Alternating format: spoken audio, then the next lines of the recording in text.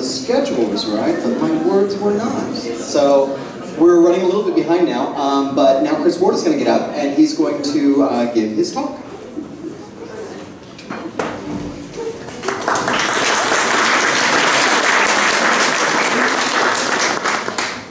Okay.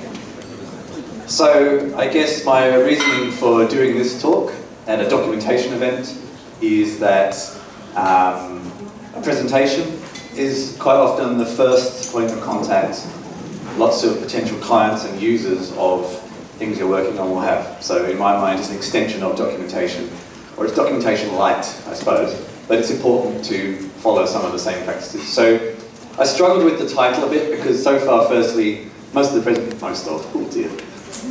of the presentations have been great, and it's a good start, isn't it? One word. All of the presentations have been great, and nothing that I kind of say here that you should do, everyone's doing it anyway. So I guess this is a presentation aimed at the people who aren't speaking, and some advice I've picked up along the way of how to do that, and especially my current role with Crate, we do have a very technical product. So how do you do a good presentation of something that's very technical by nature? So let's whip through some of the basic stuff first that you've probably all seen and heard about before, so I'm not going to spend too much time on it. So everyone's tool that we love to hate, which is PowerPoint, but there's also Keynote, Reveal, Prezi, etc., etc. Do you need lots of text?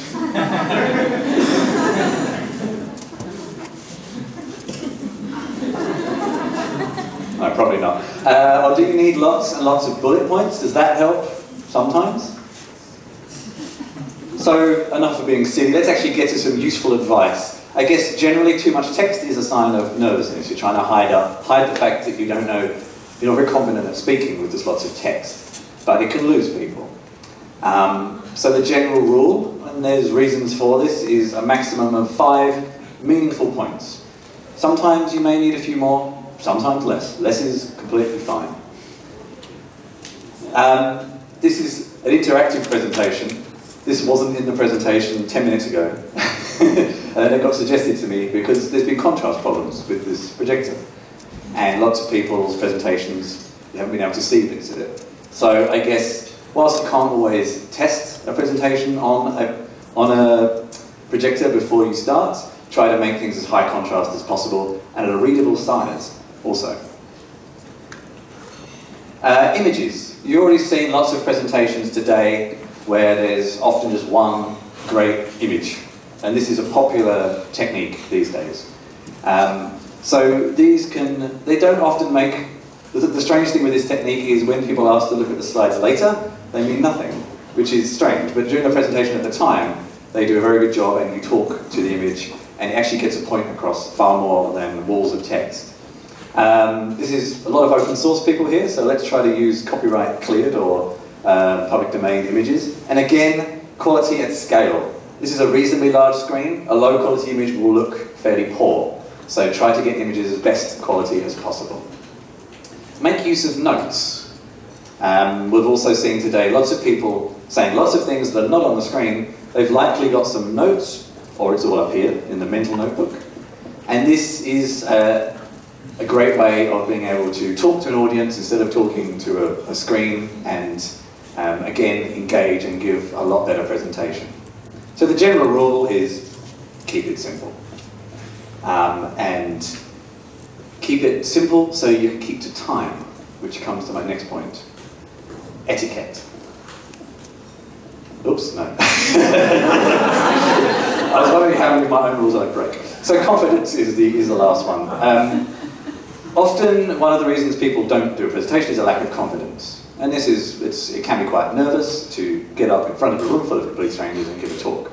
Now the one rule of thumb, or the one piece of advice that someone gave me that has helped me very well in trying to give presentations is that no matter how badly you think you do, no matter how wrong things may go, no matter how you may not feel you got your point across and you didn't do very well, you are the 1%, the 5% of people in the room who got up and gave a talk. And that will still give you a lot of respect amongst everybody and things probably went a lot better than you think anyway. So that's a good piece of advice to get you up on stage in the first place. So now we get to timing. So, arrive on time, start on time, finish on time. This leaves time for questions, which we don't have any. But generally people like to ask questions. That's often why they've come to a talk in the first place. So leave enough time for it. The next one is practice. This is hard, and I've changed this on the fly several times, so it's not as well practiced as it could have been. I guess the main thing around practice is getting to the point as quickly as possible. Unless you're a superstar, people aren't necessarily there to see you. They're there to hear a talk and listen to concepts. So get to the point of the talk as quickly as possible. This is not so relevant in conferences, but meetups. If you're using this is only if it used to be Mac laptops with one weird adapter, but now we're actually entering a whole new world of pain with dongles again, with USB-C and USB-B and A and Z. So if you need some kind of funny adapter to get your presentation on screen, bring it with you. Don't rely on it being there. And bring spares to help. I've got 2 extra in my bag, just in case. Timing and flow and getting on with it. Rehearse again. And finally, code and demos. No one's really doing much code here, but my recommendations would be if it can work offline, make it work offline. If you're not confident about it working at all, like we saw in an earlier presentation, have a video instead. It's actually a great way, and that was perfectly timed with the video as well. It was an amazing job. But if you're doing a code-heavy demonstration, make sure it works, make sure it's tested, make sure the code is readable, and do bear in mind that as interesting as the outcome can be, watching code and command line is not very interesting, really, until it does something. So try to make it as interesting as possible. Next, we come to language.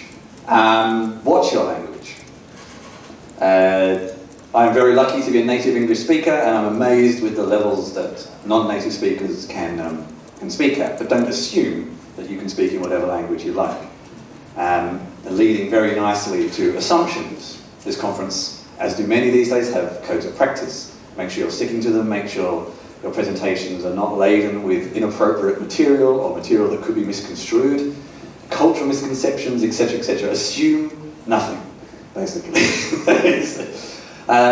Any questions? Now, this comes to a point which isn't particularly relevant here, but often question time is actually used by people to make a point that they didn't get up on stage to make. And we've all been there, and we've all sat there and yeah. People wanted to ask questions. So unless there's an MC, often it's your responsibility to manage an audience during question time as well. And it's perfectly okay to carefully and politely manage people and say, it was a long enough question or someone else's time and things like that. The question time needs to be as precise and as on time as the talk. Okay. Let's get to the kind of the core of this. So, there's one thing that I didn't check the contrast on. There's some very nice quote marks there. The whole thing is ruined now. So this is a quote from me. I don't know if someone said it before, they probably have, but I'm claiming it today.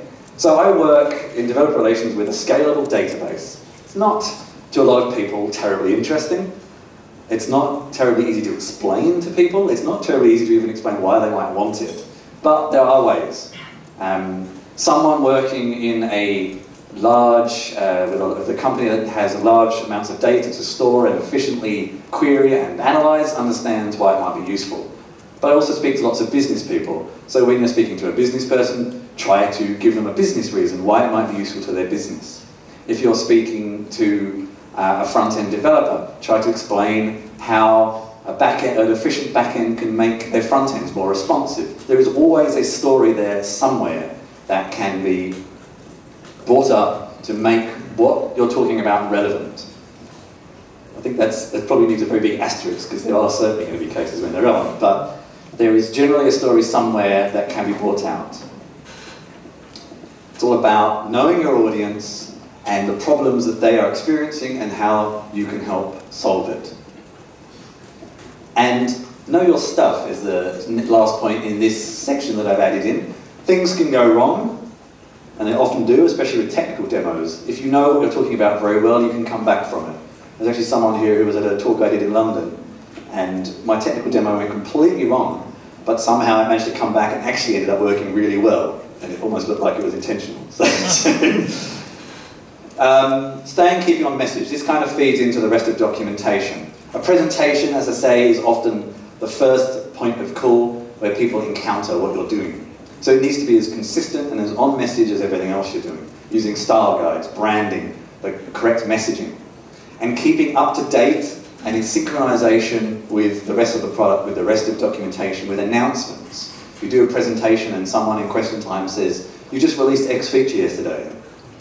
Did we? So, trying to all be in synchronization as possible across the whole kind of product life cycle. Okay, if all else fails, there's always bribery.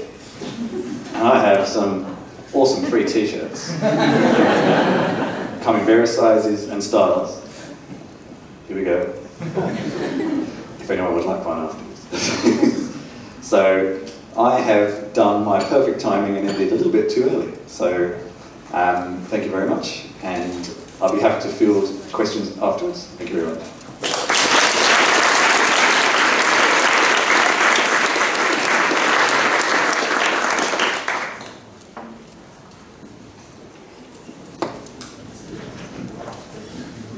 That was awesome that he finished early, because we were 8 minutes behind, and now we are less so.